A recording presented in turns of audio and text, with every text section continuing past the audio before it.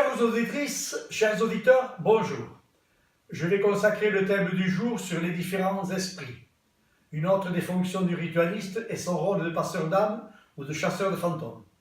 Je n'aime pas ce dernier terme qui fait appel à des clichés plutôt fantaisistes. Un ritualiste ne va pas chasser des âmes avec des appareils comme dans Ghostbusters ou en mettant en marche des hautes aspirantes comme nous l'avons vu dans une émission télévisée. Il va compter uniquement sur ses capacités paranormales dites particulières, médiumnité ou magnétisme. Le ritualiste sera aidé par ses invocations, les connaissances des plantes, le choix des encens et autres savoirs alchimiques. Il y a un bestiaire céleste qui permet de reconnaître les types d'entités auxquelles nous avons affaire. Il existe des bonnes et des mauvaises entités, plus ou moins évoluées les unes que les autres. On ne peut en sous-estimer aucune. Le danger existe quand vous vous prenez pour celui qui maîtrise tout et qui se croit protégé par des instances supérieures. Quand on est face à ce phénomène, souvent on est seul au monde et votre intellect de sorcier est mis à rude épreuve. On apprend, quand on fait correctement ses classes, qu'il y a 3 niveaux de conscience chez les esprits. Je les classerai à ma manière sans répéter ce qu'on peut lire dans certains manuels ésotériques. Au premier niveau, on retrouve les esprits d'intention. Ce sont les esprits nommés vulgairement esprits du bas astral. On retrouve dans ce panier à crabes, entre autres, les larves éthériques qui se nourrissent de nos peurs et de notre énergie. Elles adorent nos propres pensées négatives et nos angoisses, puis on se sent soudainement vidé et fatigué. Dans cette catégorie, on retrouvera surtout des égrégores peu élaborés ou âmes envoyées par magie. On appelle ça des bestioles occultes. Certaines ressemblent à des monstres, mélange d'aliens entre la gargouille, le manticore et la créature mi-animale, mi-humaine. On les visualise ainsi. Au début, c'est choquant, et rapidement on s'acclimate à voir ce genre de bébêtes. Je vous rassure, la première fois on se demande si de médium, on ne passe pas directement à la schizophrénie. Ces sortes de fantômes sont commandés par un demandeur, mage, marabout ou novice en magie, pour effectuer la tâche qu'on leur a demandée. Le rôle se cantonne à réaliser le sort jeté par sorcellerie. Les dégâts causés par ces entités sont souvent sournois et causent des cascades en chaîne de blocage et autres catastrophes.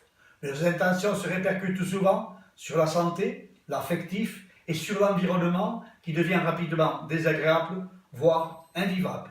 Au deuxième niveau, on retrouve les esprits errants. Je dirais même, si ce n'est pas toujours le cas, que ce sont les esprits les plus bonasses. Ils représentent les défunts, qui n'ont pas compris leurs nouvelles conditions.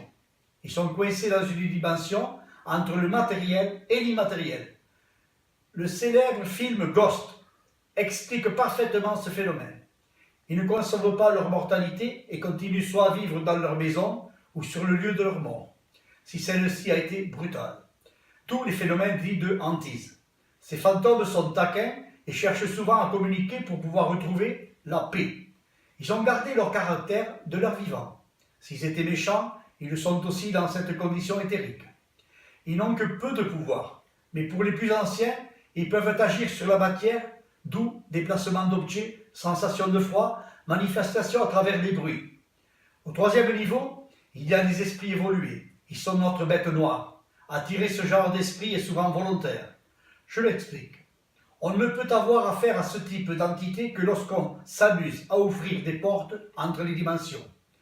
Je parle des pratiques dangereuses du spiritisme ou des rituels invocatoires en magie, voire du satanisme et les pratiques de nécromancie. Dans cette catégorie, on pourra aussi classer le phénomène de possession. Ces esprits évolués sont intelligents, mais ne sont forcément pas bien intentionnés. Ils arrivent de dimensions dites basses, où ils ont été rejetés à cause de leur âme malfaisante. Quand on fait des appels aux esprits, comme dans une séance de spiritisme par exemple, on ouvre ordinairement les portes des dimensions les plus proches, vibratoirement parlant. Hélas, ces âmes sont toujours prêtes à saisir l'occasion de pouvoir partir de ces dimensions castratrices. Elles passent devant pour occuper le premier plan libre, celui de la dimension des aberrantes qu'elles viennent polluer. On trouve dans ces entités le phénomène dit du poltergeist avec action sur la matière, influence sur l'environnement et sur les êtres. Ces esprits choisissent comme hôte un humain assez réceptif pour s'installer. On peut les comparer aux Goa'uld du film Stargate, qui sont des parasites extraterrestres implantés dans le corps des humains. S'ensuit la possession de l'être par le parasite. Ces esprits sont très malins et évolués. Ils se servent des convictions religieuses ou culturelles pour maîtriser leur proie. Aussi, ils peuvent faire part de leur intelligence en parlant des langues ou dialectes anciens. Ils sont très durs à délocaliser de leur hôte ou du lieu qu'ils hantent. Ils peuvent s'attaquer physiquement à vous ou causer de graves dégâts sur votre santé. Dans cette catégorie, je rajouterai aussi certains égrégores évolués en magie. Il existe des praticiens chevronnés qui arrivent à commander des esprits de haute ou basse condition. En fait, on appelle égrégore l'ensemble des énergies ou formes de pensée cumulées de plusieurs personnes vers un but ou une croyance définie. Dans tous les cas, quel que soit le type d'entité, elles n'ont pas à se trouver sur notre dimension.